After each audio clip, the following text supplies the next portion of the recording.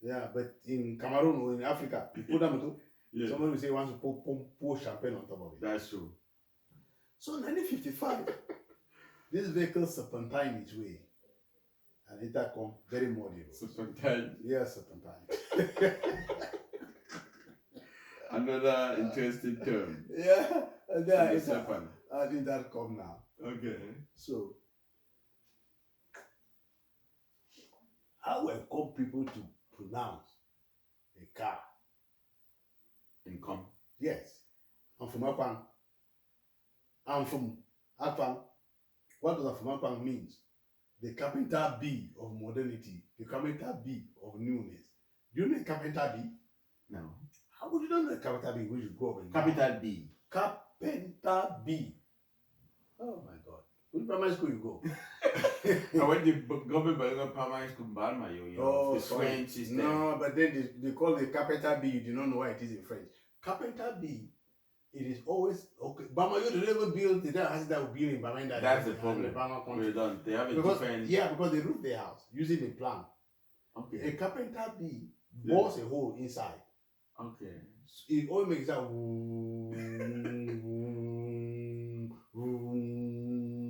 So that is income and from. Okay. This sound translates to the sound of a car. I see. So the company now called it Anfumapang. They are not ever seen this type of Anfum. So before. Yes, it's a form of newness. It's a carpenter bee of modernity. They called it that way. And so there were many parts of the car that they named it. In a very interesting way. I see. Accelerator, they will call it a Nyonava. Nyonava. Because what does it mean? You accelerate with the foot now. Yes. Vroom, vroom, vroom. So you are burning. Nyonava. That is the accelerator. I see. That is the accelerator. Okay. Yes. And so I was trying to show how a motor car can be indigenized. People can transform the motor car and bring it in the way that they can understand it. Yeah.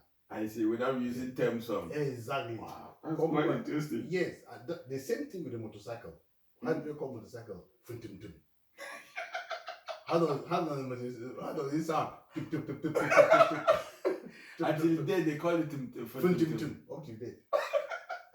Interesting. Yeah. So who are those who derive these terms, if I may ask? Were they linguists in com? To be honest, no linguists. Okay. It just comes. It just comes. To oral. Yeah, it just comes, to be honest. It just comes because I tried to get, I can't say, I think I still have the picture of the first car that came into com. Interesting. It was bought in Lagos. I still have the picture. It's really interesting to see how these things operate. Thank you, Prof. Africans is not only unique to come, but Africans have this amazing way. Yes. Of internalizing technological objects. Huh? That's a talent. Yes, it's a big one. The first photographer in come when he came with a tripod. Yes.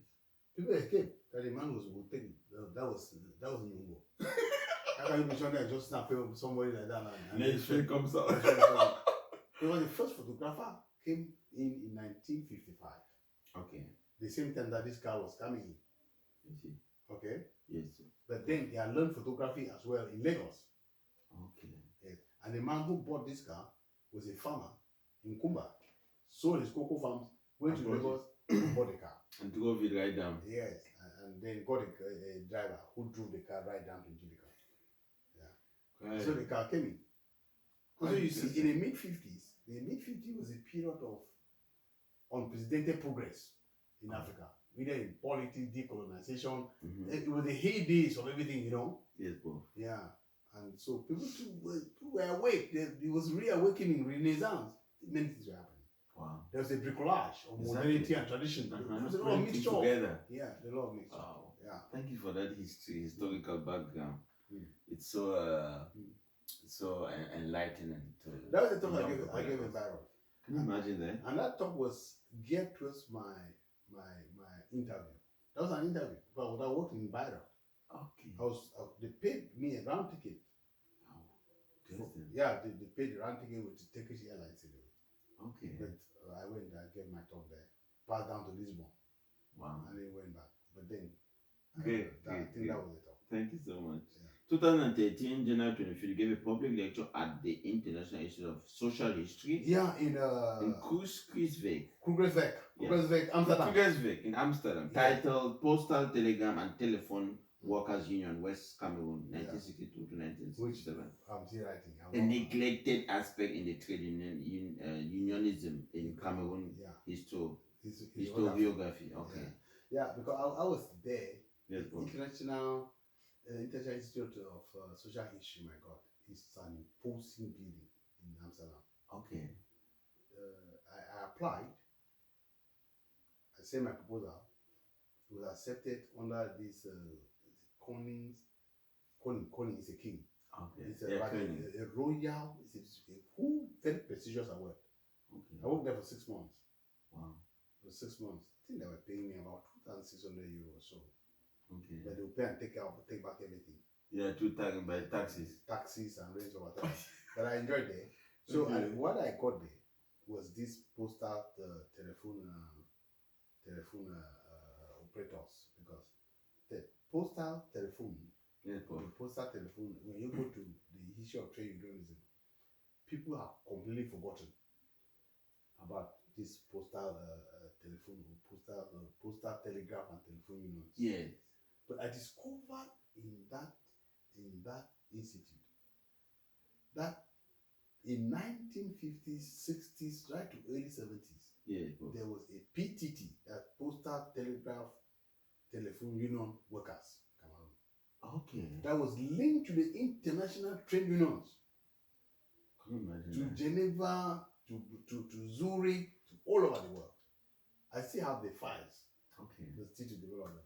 Whether I write it over retirement, whether I write it in my grave, I don't know. But I think God will give me this. I'm glad you have all this. So I gave the talk there. Okay. That's why you see that title there. I see, Prof. And before I gave it, I'd already written an article in Cameroon about telephone boys resistance. But when telephones come, yes, Prof. Landline telephones, they go through what we call junction box. When you call, there's somebody who will now give you a pass. Okay. And then in the archives in Boya, these telephone boys started resisting their bosses. Somebody will call from a corner. Yeah. He wants to talk to the manager in Mukuna Nange, around the Buncha.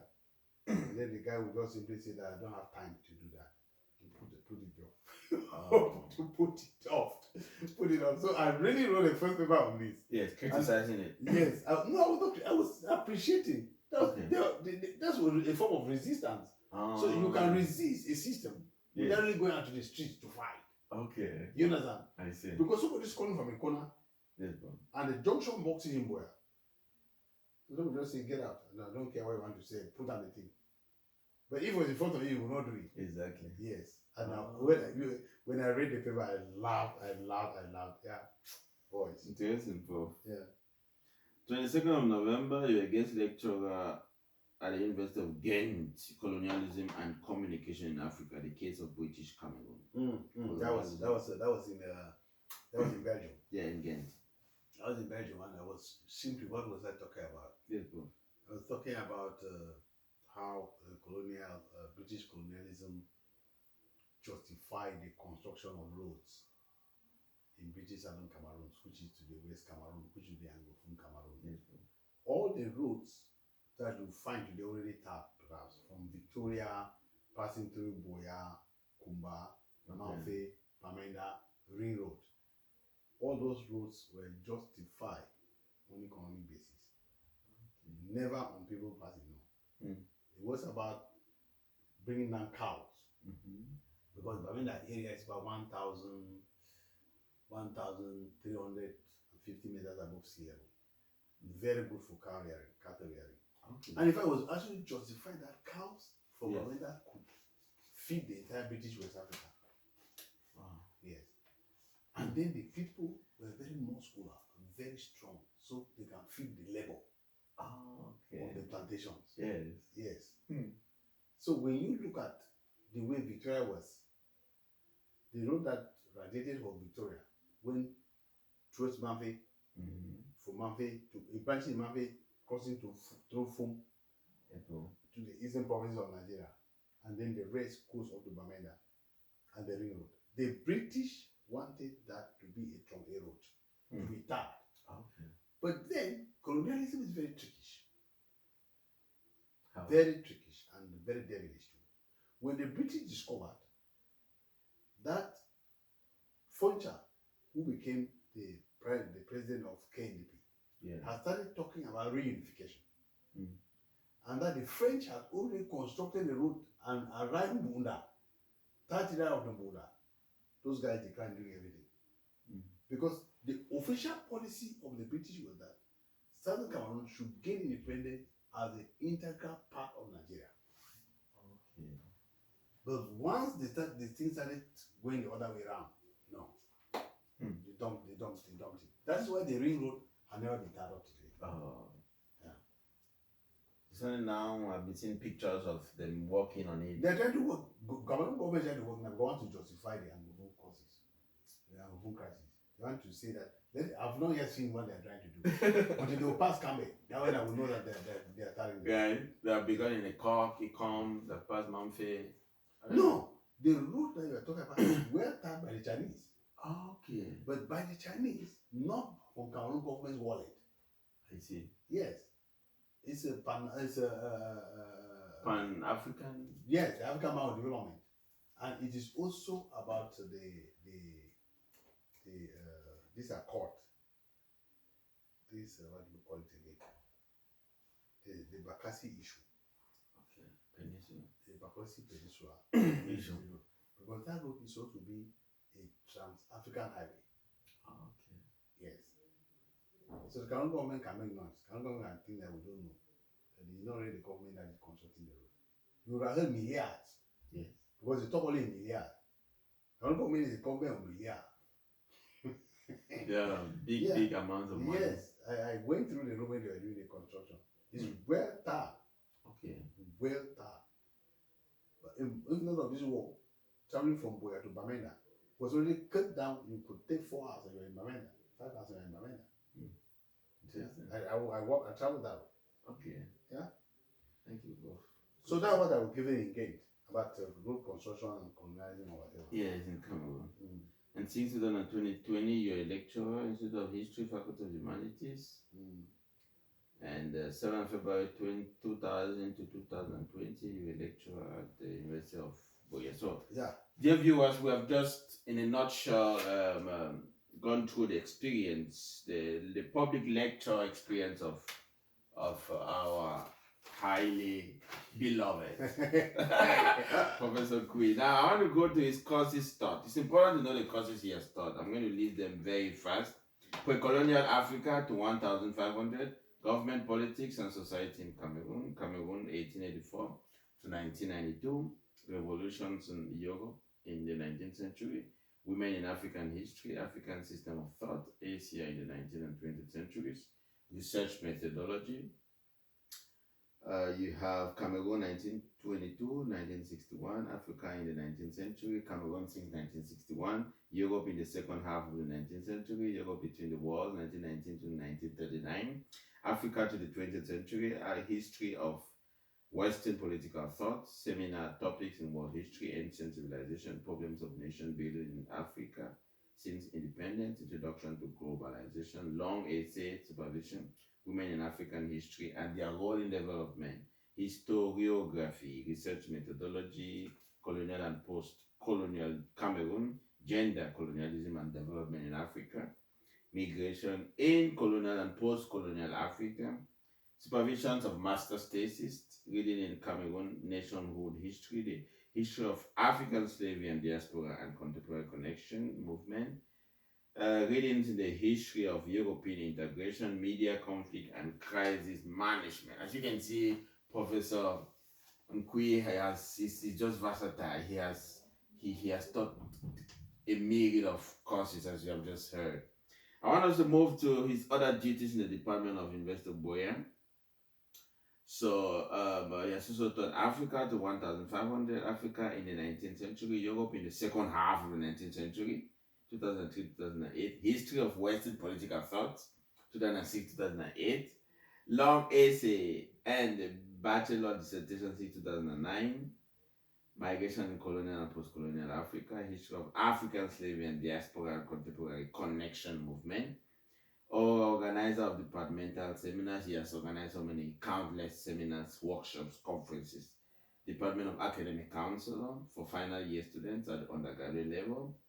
2010 to 11 academic year, he was a mentor of sophomore students. Oh, sophomore. Sophomore students and in charge of long essays. Long essays. 2006 to 10, President of African Assistant Lecturer at the Senate of the University of Boya. 2012 to 2013, Postgraduate Coordinator in charge of departmental seminars and workshops, as well as graduate students' research interests.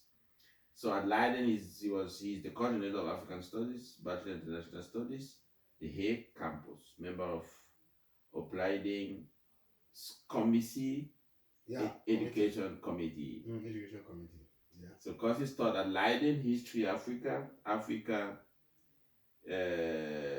Geschiedenis and Anthropologie, African history, yeah, African history. Van Nul taught no. Thesis and thesis seminar, yeah. Economy Africa, Political Africa. He has supervised many master's theses. You have the Nkwi, Female Migration to Coastal Cameroon by Cho Emilia.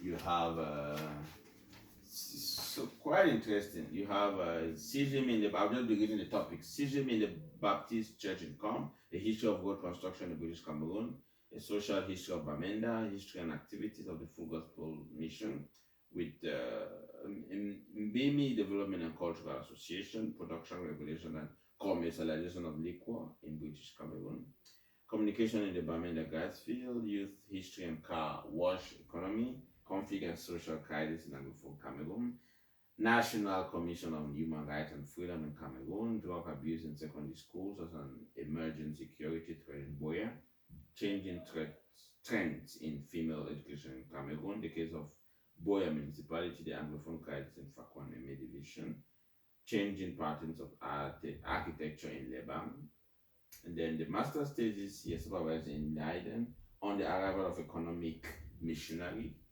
the seemingly innocence of a refugee camp by Daphne Engels. From the White House to the White City, the internationalization of the Black Panther Party in Algeria. And then achieving UNORU, you have security for Nigerian elderly and analysis of Nigerian pension market, understanding Russia's predatory power in Africa. PhD supervision, he has supervised Agbo Kingsley Ayok. He has supervised his thesis was Traditional Medical Practices in Mamfe, Godwin Gam Faustin, The Resilience of Anglophone Cameroon, Statist Identity in the University of Leiden with Professor Miriam Debreu, Evelyn Temgomo, investing in material culture. He has also received 2 awards. You have the Guinness Best Student Award for Master Student in History, University of Boya in 1998. Congratulations, Prof. The Best Postgraduate Student Award in History, University of Boya in 1998.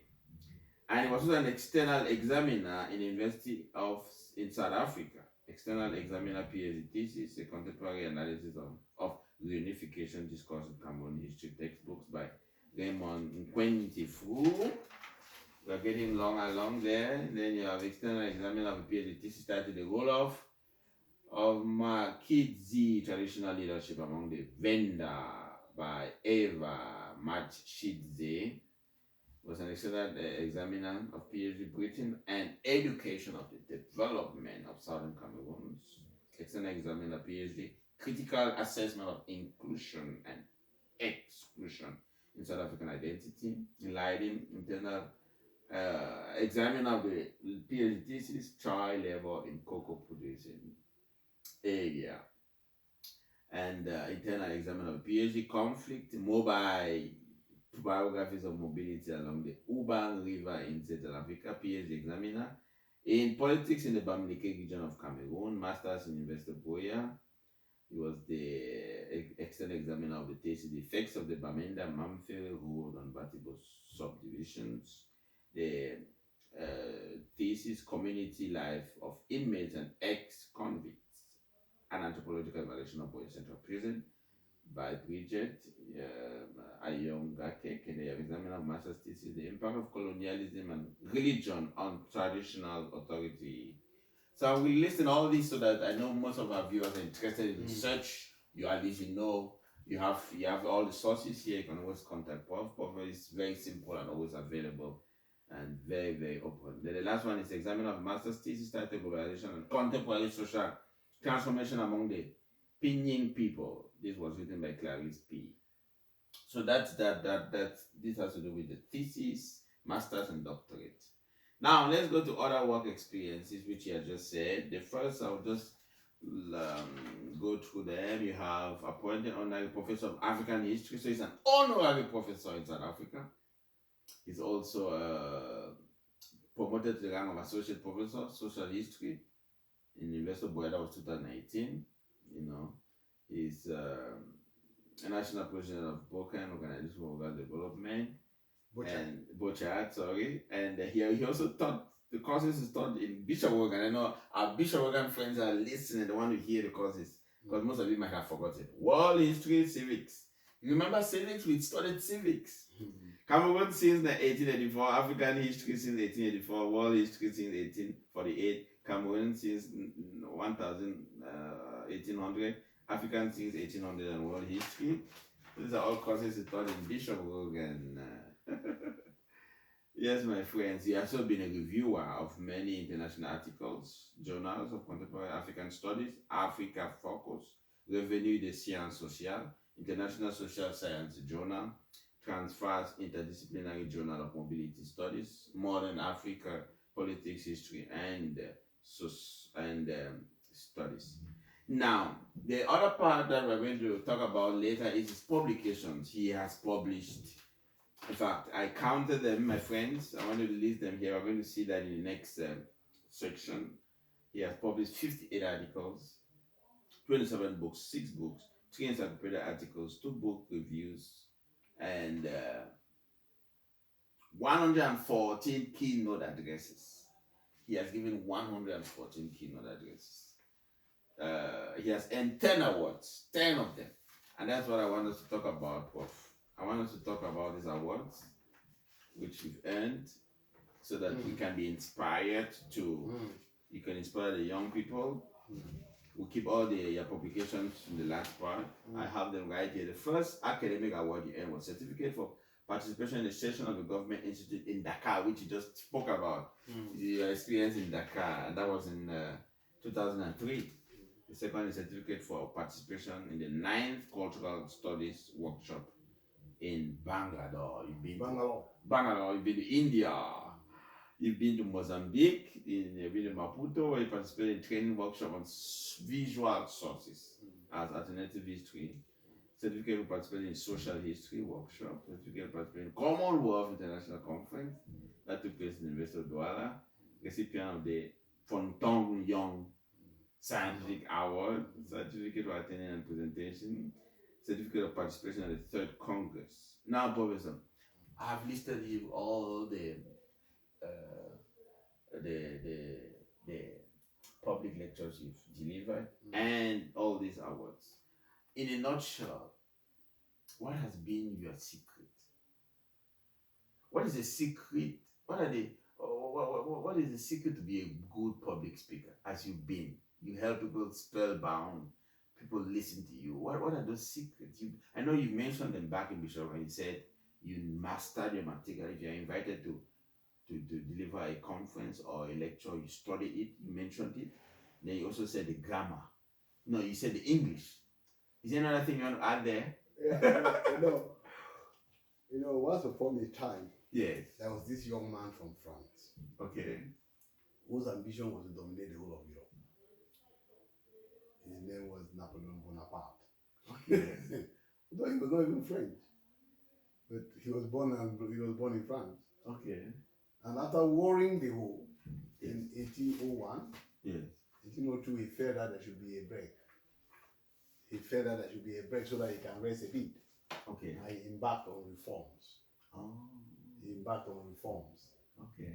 And after all the reforms, what were some of the reforms, if you remember? No, there were some of the reforms. He was about what can I remember the reforms? Oh my God, my brains are failing me. But I know that there were many reforms that he carried out. Okay. But as a matter of fact, what I'm driving to yes, Prof. was médaille d'honneur. Okay. People should be honored by giving medals. And at the end, he said that men are led by toys. Giving honors medals to people. According to Napoleon, men were led by toys. And according to him, women were supposed to be in the kitchen and feed only for his own work. Very sexist type of thing. But what I'm driving to is simply that there is no secret. Okay. And nobody will tell you that there's a secret. If somebody tell you that this is my secret, then that person is a very stupid man. Because you cannot, technology cannot be so loud. That's true. You know, yes. You must hold on to your technology.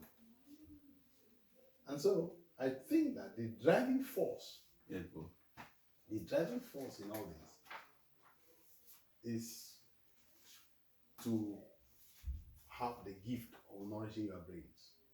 Okay. It's a gift of nourishing the brain. By reading? By reading, by writing, by talking. Okay. And so at the end of the day, Rome was not built in a day. In a day. So when you talk about 114 keynotes or 114 conferences I've attended, they were not attended in a day. Okay, it took time over the years. You also test yourself when you get adverts of conferences. You keep abreast what is happening around you, around your profession. I see. That's very important. You get connected with if you go colleagues. You go to Google, just say international conferences. Okay. And to get visibility, anything there, right, make yourself known. Okay. Then most of the time I'm invited. Okay.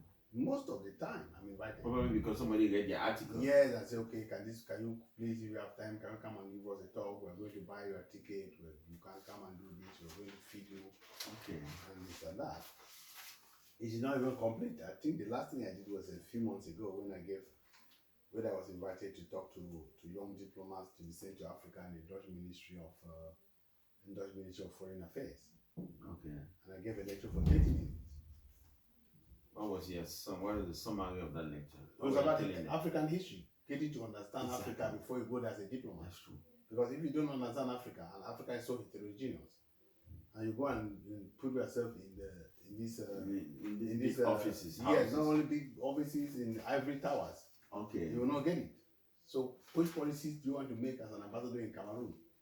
Which you know that Cameroon has a 3 colonial heritage: German, British, and French, with a mosaic of tongues. So, what policy do you want to bring? Are you going to impose your Dutchness to Cameroon? It will never work. It will not work. So, if you understand Cameroon, you understand the policies to bring there. Okay. So that was the essence of the history. So I gave them in 30 minutes. I gave the entire history of Africa.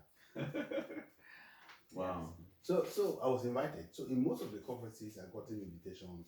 Okay. In 2022, I gave a keynote, African Study Association of Africa, in University of Cape Town.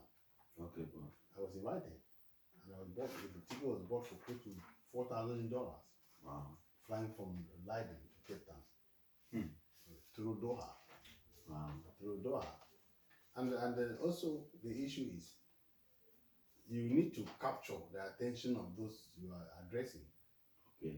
Yeah, you need to capture it. How do you do that? The eye contact? Eye contact is there, but I hate to stand in front of people I'm going to read. Oh, it makes it just so boring. Yes. People fall asleep. Yes, I hate it. So I start just with an anecdote, you know. Okay. You must have humor, sense of humor. Okay. And that thing that God has given me, I think I have it. Okay. No, you do have it. You do have it. I have a sense of humor. I can make somebody laugh whom